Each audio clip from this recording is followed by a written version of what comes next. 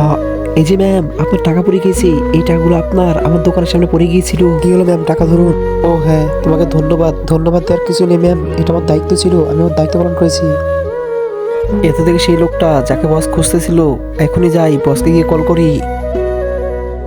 Hello মোহিনী, বলো কি হয়েছে? বস, আপনি এতদিন ধরে যাকে খুঁজতেছিলেন তাকে পেয়ে গেছি, এখানে আসুন। তুমি কি সত্যি দেখেছো? হ্যাঁ ম্যাম, আমি সত্যি দেখেছি, আপনি তাড়াতাড়ি আসুন। ওকে, তুমি দাঁড়িয়ে থাকো, আমি এখনই আসছি। মোহিনী, কই সেই লোকটি? ওই দেখুন ম্যাম, ওইখানে যে মুসির কাজ করছে সেই ওই লোকটি। ম্যাম, আপনার জুতো পরিষ্কার হয়ে গিয়েছে, এই নাও তোমার টাকা।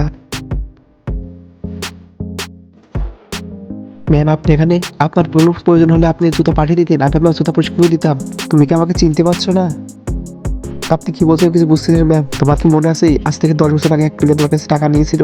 বন্ধুরা, আজ থেকে 10 বছর আগে ছেলেটির সাথে কি হয়েছিল তাদের দেখতে চাও? তাহলে পার্ট 2 কমেন্টে লেখো এবং ভিডিওটি লাইক এবং চ্যানেলটি সাবস্ক্রাইব করে দাও।